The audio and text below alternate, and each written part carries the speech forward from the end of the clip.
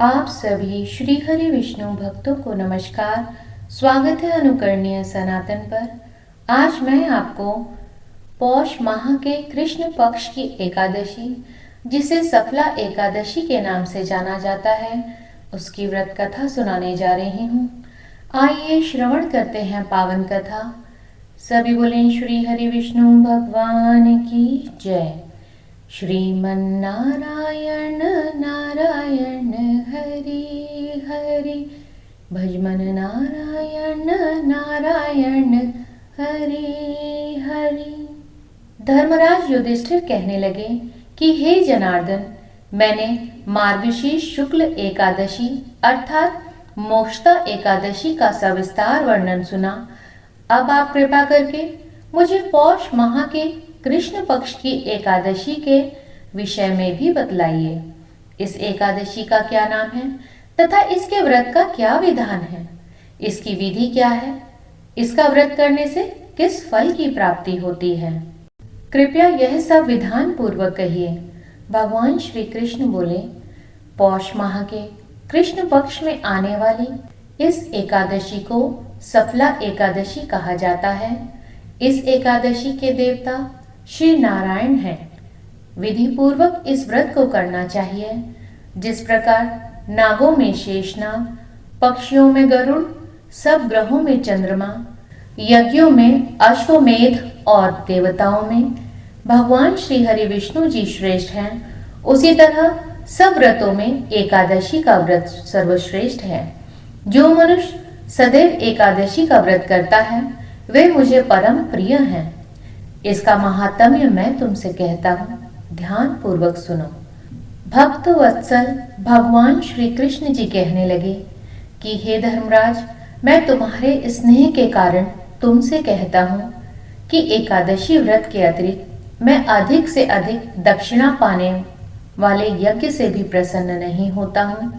अतः इसे अत्यंत भक्ति और श्रद्धा युक्त होकर करें। हे राजन, द्वादशी युक्त पौष कृष्ण एकादशी का महात्म्य तुम एकाग्रचित होकर सुनो। चंपावती नगरी में एक महिष्मान नाम का राजा राज्य किया करता था। उसके 4 पुत्र थे। उन सब में लुम्पक नाम वाला बड़ा राजपुत्र महापापी था। वह पापी सदा पर स्त्री और वेश्यागमन तथा दूसरे बुरे कर्मों में अपने पिता का धन नष्ट किया करता था। सदैव ही देवता, ब्राह्मण, वैष्णवों की निंदा किया करता था। जब राजा को अपने बड़े पुत्र के ऐसे कुकर्मों का पता चला तो उन्होंने उसे अपने राज्य से निकाल दिया। तब वह विचार करने लगा कि कहाँ जाए और क्या करे। अंत में उसने चोरी करने का निश्चय किया। दिन में वह वन में रहता और रात्रि को अपने पिता की नगरी में चोरी किया करता था। प्रजा को तंग करने और उन्हें मारने का कुकर्म करता था। कुछ समय पश्चात सारी नगरी भयभीत हो गई। वह वन में रहकर पशु आदि को मारकर खाने लगा। नागरिक और राज्य के कर्मचारी उसे पकड़ लेते, किंतु राजा के भय से उसे छोड़ दिया जाता था। वन में एक अति प्राचीन विशाल पीपल का वृक्ष था। लोग उसकी भगवान के समान पूजा किया करते थे। उसी वृक्ष के नीचे वह महापापी लुम्पक रहा करता था।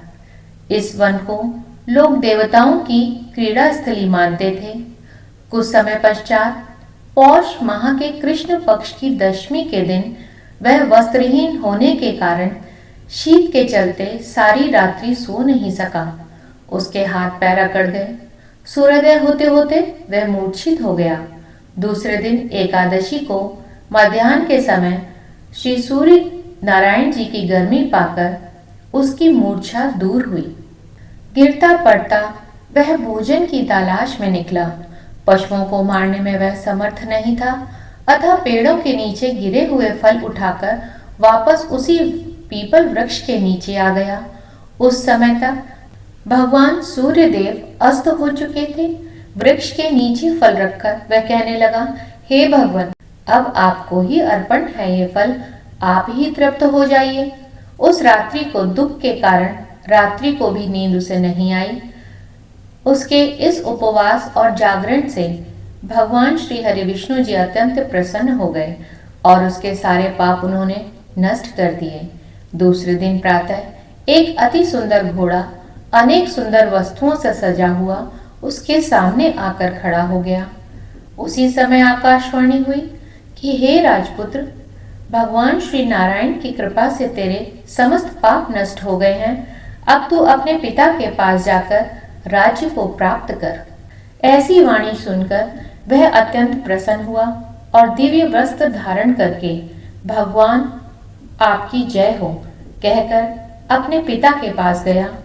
उसके पिता ने प्रसन्न होकर उसे समस्त राज्य का भार सौंप दिया और स्वयं वन के रास्ते चल दिए। अब लुम्पक शास्त्रानुसार राज्य करने लगा। उसके स्त्री पुरुष आदि सारा कुटुंब भगवान श्री हरि नारायण का परम भक्त हो गया।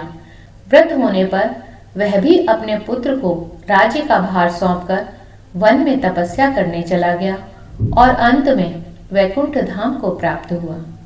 अतः जो मनुष्य इस परम पवित्र सफला एकादशी का व्रत करता है उसे अंत में मुक्ति मिलती है। इस सफला एकादशी के महात्म्य को पढ़ने अथवा श्रवण करने से मनुष्य को अश्वमेध यज्ञ का फल प्राप्त होता है। सभी बोलें श्री हरि विष्णु भगवान की जय। श्रीमन नारायण नारायण हरि हरि, भजमन नारायण नारायण हरि हरि। भगवान श्री हरि विष्णु जी से विनम्र प्रार्थना है कि हे भगवान, आपका जो भी भक्त इस कथा को सुन रहा है, आप उसकी सभी मनोकामनाएं पूर्ण करने की कृपा करें। आप सभी का इस कथा को सुनने के लिए धन्यवाद।